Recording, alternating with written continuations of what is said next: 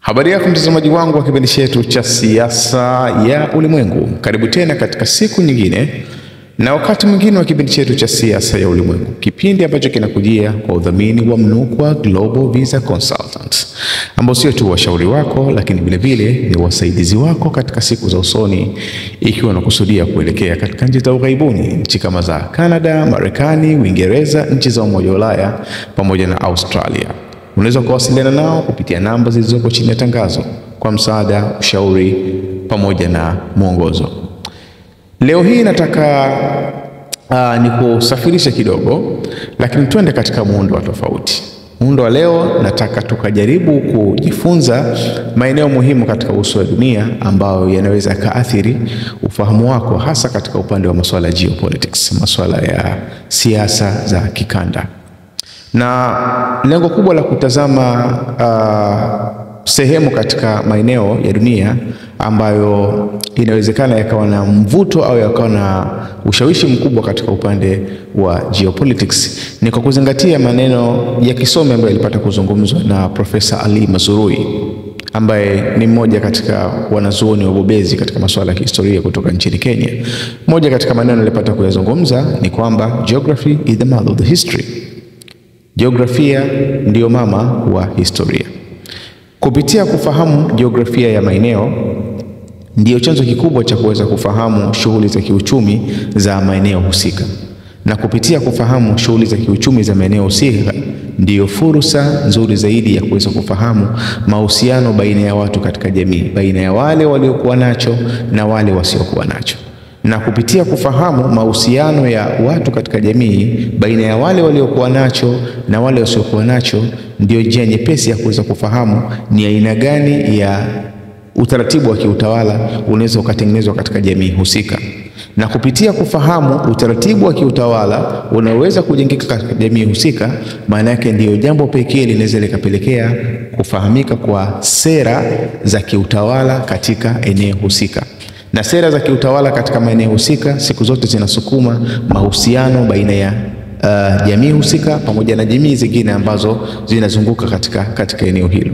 Mahusiano baina ya jamii moja na jamii nyingine ndiyo yanaweza kutengeneza tunasema idea au fikra za masuala kama ya mahusiano ya kimataifa, maana international relation na mfano wa vitu kama hivyo. Kwa hivyo kufahamu jiografia ya eneo husika ni moja katika nguzo muhimu za mtu kuwa na ufahamu mzuri wa masuala ya siasa za kikanda au masuala ya geopolitics. Leo nataka nikusafirishe twende katika eneo la Suez Canal. Tukaangalie mfereji wa Suez. Mfereji wa Suez ambao actually unapatikana hasa katika nchi ya Misri, baina ya kipande cha Misri, kipande kikubwa cha Misri ambacho kinapatikana katika upande wa Afrika na kipande kidogo cha Misri kinachopatikana katika upande wa Asia. Maana yake nazungumzia sehemu ya Sinai. Tunapozungumzia mfereji wa Suez tunazungumzia kitu kikubwa sana, kwa sababu ni kitu ambacho kinaunganisha sehemu kubwa ya dunia. Kwanza katika upande wa uchumi, maana yake ndio mfereji ambao kwa upande mmoja au mwingine una sapoti takriban 12% ya biashara zote zinazofanyika duniani. Unaweza kuona umuhimu wa mfereji wa Suez. Lakini vile vile mfereji wa Suez ni mfereji ambao unapitisha takriban 30% ya makontena yote yanayosafirishwa duniani katika upande wa biashara. Kwa hiyo unaweza kuona umuhimu wa mfereji wa Suez Canal, na kutokana na mchango wake katika upande wa uchumi wa dunia, maana yake kwa upande mmoja au mwingine ni miongoni mwa mifereji ambayo inaunganisha dunia kwa kiwango kikubwa. Vipi inaunganisha dunia? Mfereji wa Suez Canal ndio mfereji ambao unatumika kama shortcut au njia fupi, maana yake kutokea katika bahari ya Atlantic kuelekea katika bahari ya Hindi. Kwa maana ya kwamba ukitoka katika bahari ya Atlantic unaweza kuingia katika bahari ya Mediterranean na kisha ukapita katika mfereji wa Suez Canal na kisha ukaingia katika bahari ya Sham au bahari Nyekundu na kisha baada ya hapo ukaweza kufika katika bahari ya Hindi. Kwa ina maana inakuwa ni njia nyepesi ya mtu kutokea nchi ambazo zinapatikana katika upande wa bahari Mediterranean, bahari ya Atlantic au maeneo ya kusini mwa Ulaya kwa maana ya kwamba bahari Mediterranean, na kisha kuelekea katika nchi za Asia. Njia nyepesi kuliko zote maana yake ni kupita katika mfereji wa Suez Canal, kulinganisha na misafara ya zamani ya watu maarufu kama wale wasafiri wa Kireno kina Bartolomeo Diaz au Vasco da Gama, ambao actually walisafiri kupitia upande wa kusini mwa Afrika, yani katika Cape of Good Hope au wanaita rasi ya tumaini jema. Movement maana yake ilichukua muda mrefu sana kuzunguka sehemu ya Afrika, maana yake upande wa magharibi katika sehemu ya Benguela, na kisha baada hapo kwenda katika sehemu ya Cape of Good Hope, na kisha baada hapo tena kurudi juu. Maana yake distance ilikuwa ni kubwa. Kwa hiyo ina maana kupatikana kwa sehemu ya Suez Canal ni miongoni mwa shortcuts muhimu ambazo zinatumika katika masuala ya kibiashara. Lakini vile vile mfereji wa Suez Canal ni mfereji ambao unaweza kuunganisha bahari zaidi ya 4 au mfano wake, kwa maana ya kwamba inawezekana ukatoka katika bahari ya Black Sea ambayo inapatikana katika maeneo kama ya Urusi, Ukraine, Romania, Uturuki, ukaingia katika bahari ya Marmara ambayo inapatikana hasa katika sehemu ya Uturuki, ukaingia katika sehemu ya Aegean Sea, na kisha baada hapo katika bahari ya Aegean, na kisha baada hapo ukaingia katika bahari ya Mediterranean, na kisha baada ya hapo ukapita katika mfereji wa Suez Canal ukaingia katika bahari ya Sham, na kisha ukaelekea katika bahari ya Hindi. Kwa ina maana ni mfereji muhimu ambao unaweza kuunganisha watu kutoka katika upande wa mashariki mwa Ulaya, ukaunganisha watu kutoka katika nchi za magharibi, kwa maana wanaotokea katika bahari ya Atlantic kuingia katika bahari ya Mediterranean, na kisha wakapita katika mfereji wa Suez Canal wakaingia katika bahari Nyekundu, na kisha baadaye wakaingia katika bahari ya Hindi. Kwa unaweza kuona bahari ya Black Sea, bahari ya Marmara, bahari ya Aegean Sea, bahari ya Mediterranean, bahari ya Atlantic, bahari Nyekundu, bahari ya Hindi, zote inawezekana zikaunganishika kupitia katika mfereji wa Suez Canal. Ukiachilia mbali vipande vya ardhi ambavyo vinaweza vikaunganishika kupitia mfereji wa Suez Canal, maana yake nazungumzia sehemu ya kusini ya bara la Ulaya, maana yake nchi kama za Ugiriki, nchi kama za Italy, nchi kama za Spain, ni nchi ambazo inawezekana zikaunganishwa na sehemu zingine kupitia katika bahari kupitia katika mfereji wa Suez Canal. Maana yake wakazi wa maeneo husika wanaweza wakapita katika bahari ya Mediterranean, na kisha baada hapo wakaingia katika mfereji wa Suez Canal wakaendelea na safari zao katika maeneo ya bahari Nyekundu au kuelekea katika sehemu za bahari ya Hindi. Lakini vile vile ni mfereji ambao unaweza ukaunganisha watu kutoka katika bara la Afrika kuelekea katika bara la Asia na hata kuelekea katika nchi za Ulaya, kwa maana ya kwamba unapopita katika sehemu ya Misri, maana yake kupitia katika mfereji wa Suez Canal unaweza kuvuka pale ukaingia katika ukaingia katika kipande cha ardhi cha Sinai, na kisha baada hapo ukaingia katika sehemu za Asia kwa ujumla, especially sehemu kama za Middle East. Maana yake nchi zote za Middle East inawezekana ukapita katika Suez Canal ukaelekea katika nchi za Mashariki ya Kati. Lakini ukiachilia mbali hapo, maana yake kuingia kwako katika nchi za Mashariki ya Kati, nchi kama za Syria, maana yake unaweza kuingia katika nchi kama za Uturuki na mfano wake. Kwa hiyo ina maana unaweza ukaona kwamba umuhimu wa Suez Canal ina umuhimu mkubwa katika upande wa jiografia, ina umuhimu mkubwa katika upande wa uchumi, lakini vile vile ina umuhimu mkubwa hata katika upande wa historia. Idea ya kutengeneza mfereji ule wa Suez Canal, kwa sababu actually ni mfereji ambao umetengenezwa na binadamu, sio kwamba labda ni mfereji ambao ulikuwa natural. Kiasili eneo ambalo linapatikana Suez Canal ni eneo ambalo lilikuwa ni kipisi cha ardhi ambacho kiasili watu kutoka Afrika kuelekea katika maeneo ya Mashariki ya Kati haikuwa unahitaji labda uvuke kwa meli. Ni eneo ambalo lilikuwa inawezekana ukatembea kwa mguu kutoka sehemu moja kwenda sehemu nyingine.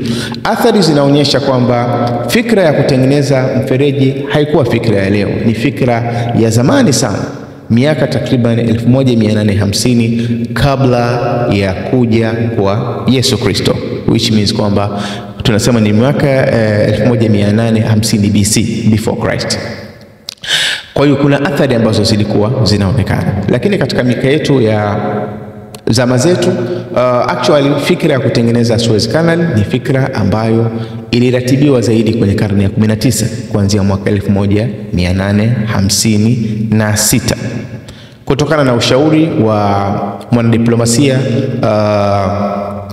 wa nchi ya Ufaransa Fernando de Belez, ambaye actually alishauriana na aliyekuwa kiongozi wa nchi ya Misri, ambaye by connection manake au kimuunganiko ni mtu kutoka katika sehemu ya Ottoman Empire, alikuwa anajulikana kama Said Pasha.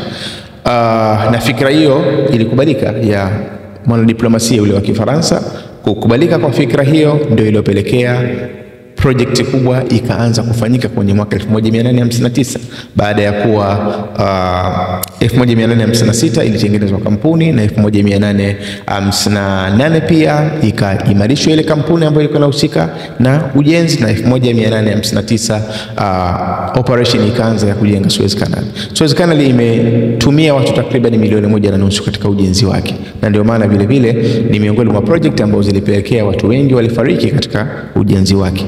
Suez Canal ilikuja kukamilika mwaka 1869, lakini ikiwa inakusanya michango ya nchi kama ya Ufaransa pamoja na Egypt yenyewe.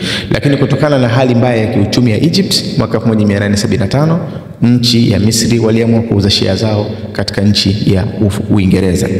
Na kufikia mwaka 1882 wakati Uingereza wamefanikiwa kuichukua sehemu au kuidhibiti sehemu ya Egypt, na hasa ilikuwa ni athari ya madeni ambayo Egypt ilikuwa inakabiliwa na nchi za Ulaya.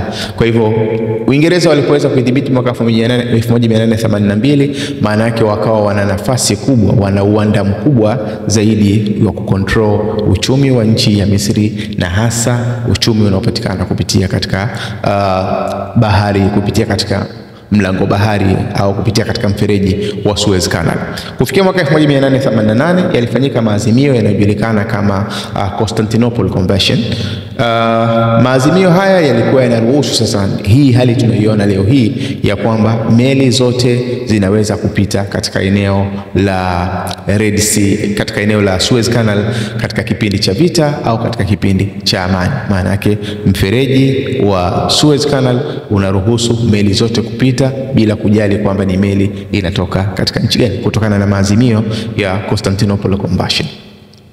Lakini kihistoria mfereji huo Suez Canal ni mfereji ambao ulishasababisha matatizo kwa upande mmoja mwingine, na hususa kwenye mwaka 1956 tarehe 14 Julai takriban au tarehe 26 Julai takriban, rais wa nchi ya Misri Gamal Abdel Nasser kwa kipindi hicho alipiga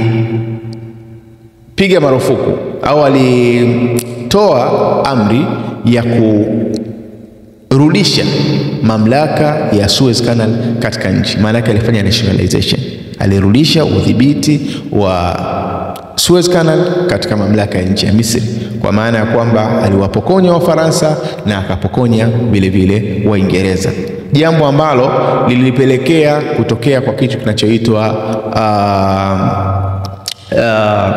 Suez Canal Crisis. Mgogoro mkubwa ulitokea wa Suez Canal ambao ulihusisha hasa nchi 4: nchi ya Egypt yenyewe, nchi ya Ufaransa, nchi ya Israel pamoja na nchi ya Uingereza. Ufaransa, Uingereza na Israel walipanga mpango wa kwenda kumpindua Gamal Abdel Nasser, na lengo kubwa la kumpindua Gamal Abdel Nasser, kila mmoja alikuwa ana msimamo wake au alikuwa na sababu zake. Uingereza na Ufaransa wao walichokuwa wamekiona ilikuwa ni kwamba Gamal Abdel Nasser amewatoa katika interest za kiuchumi, kwa maana ya kwamba ameenda kuchukua sehemu ya Suez Canal, na wao walikuwa bado wanahitaji sehemu ya Suez Canal. Israel yeye ugomvi wake mkubwa ilikuwa ni katika masuala ya mipaka. Kwa mfano nchi ya Misri iliweka blockade, ilizuia matumizi ya Strait of Niran, mlango bahari wa Niran, mlango bahari wa Tiran, ambao ukiwa unataka kuelekea katika bandari ya Eilat ile ya nchi ya Israel, njia inayokuruhusu kuelekea katika bandari ya Eilat au njia inayokuruhusu kuelekea katika bandari ya Aqaba ambayo inapatikana katika nchi ya Jordan, ile njia ndio inajulikana kama Strait of Tiran. Sasa Misri walizuia pale basi, yani manake meli za Israel zilikuwa haziwezi kuingia. Ina maana bandari ya Eilat ilikuwa ni bandari kama haina maslahi ya namna yoyote. Hili ni jambo ambalo Waisraeli lilikuwa limewakera na walikuwa hawajui na wanafanya namna gani ili kuweza endelea kutumia ile bandari ya Eilat. Lakini jambo lingine ni Misri walikuwa wanawasupport baadhi ya wapiganaji makomando walikuwa wanajulikana kama Fiddin, ambao mara nyingi walikuwa kunatokea vurugu katika upande wa Sinai baina ya mipaka ya Israel na mipaka ya Egypt kupitia wale makomando wanajulikana kama Fiddin. Kwa hiyo Israel walikuwa na sababu mbili za kukusudia kumuondoa Gamal Abdel Nasser, lakini Ufaransa na Egypt wao shida yao kubwa ilikuwa ni kwenye swala la Suez Canal. Kwa hivyo walitengeneza mpango wao ambao unajulikana kama Protocol Sevres kwa Kifaransa, Protocol Sevres. Lengo lao kubwa ni kumuondoa Gamal Abdel Nasser. Mission ilifanikiwa kwa upande mmoja mwingine, walifanya ile military operation kwa maana kwamba Israel ilianza kuingia katika sehemu za Sinai, na kisha baada ya hapo Ufaransa na Uingereza wenyewe wakawa wameingia kama wasimamizi wa masuala ya amani ili kukamilisha mpango. Lakini kilichokuja kuharibu ni Marekani na Urusi. Marekani hakukubaliana na mpango huo kwa sababu hakushirikishwa. Marekani hakukubaliana na mpango huo kwa sababu yeye hakushirikishwa. Lakini vile vile Urusi wao wakasema ikiwa misheni hiyo itaendelea basi watapeleka jeshi katika nchi husika. Kwa hivyo condemnation ilikuwa ni kubwa sana, kulani operation hiyo kulikuwa ni kubwa sana, especially katika Umoja wa Mataifa. Pressure ilikuwa imepelekwa kwa Uingereza, pressure ilikuwa imepelekwa kwa Ufaransa, pressure ilikuwa imepelekwa kwa Israel ili lazima wote watoke ndani ya Egypt. Kutoka kwao maana yake ndio ilikuwa ni disaster, ndio kuanguka rasmi kwa nchi ya Uingereza. Kuondoka kwao maana yake kulionyesha wazi kwamba Uingereza hana nguvu.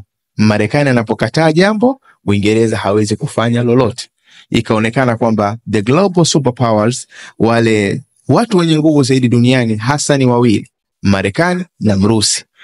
Yani tunasema ile Suez Canal crisis, ile mgogoro wa Suez Canal ndio uliopelekea dunia yote kufahamu kwamba sasa utawala wa muda mrefu wa nchi ya Uingereza kwa sasa umekwenda rasmi kuanguka, kwa sababu wameraise watu ambao wamemwambia atoke mahala, na Mwingereza akawa hana budi, lazima atoke katika sehemu husika. Movement ambayo ilimfanya Gamal Abdel Nasser akaja kuonekana kwamba ni kiongozi shupavu, akaonekana kwamba ni mzalendo katika bara lote la Arab. Lakini vile vile mwaka 1967 by the way palipigana vita ambayo inajulikana kama vita ya siku sita. Kutokana na vita iliyopigana baina ya Israel na baadhi ya nchi za Kiarabu, pia ilipelekea Suez Canal ikafungwa mwaka 1967. Ikafungwa mpaka takriban mwaka 1975. Kwa hiyo ilifungwa kwa takriban kama miaka 8. Ikawa haipo in news kwa sababu ya kile ambacho kwa tumefanya katika ile vita na maamuzi yaliyochukuliwa na Gamal Abdel Nasser. Kwa hiyo inawezekana unaweza ukaona kwamba tunapozungumzia Suez Canal tunazungumzia ni mfereji muhimu, sio tu kwa kuwa umetengenezwa na binadamu, lakini vile vile ni mfereji muhimu kwa sababu unaweza kuconnect watu kutoka katika vipisi vya ardhi kutoka sehemu mbalimbali duniani, unaweza kuunganisha bahari, unaweza save uchumi, lakini vile vile unabeba taswira kubwa sana ya kihistoria. Kwa unapotaka kufahamu masuala ya geopolitics, ni muhimu kufahamu pia maeneo ya kihistoria, maeneo ambayo yanabeba au yanaweza kaathiri uchumi kwa upande mmoja au mwingine, au maeneo ambayo vile vile yanasimama kama sehemu za kistratejia, sio tu katika upande wa siasa au katika upande wa uchumi au vile vile katika upande wa kijeshi. Hii ilikuwa ni moja katika lesson au masomo ambayo tulisema kwamba tukuletee kupitia katika kipindi chetu cha siasa ya ulimwengu, tukitaraji kwamba tumepata faida kwa upande mmoja au mwingine. Jina langu naitwa Maulid Ali Mnukwa, ni kuombe tusahau kusubscribe, kulike, kushare pamoja na kucomment. Uwe na muda mwema.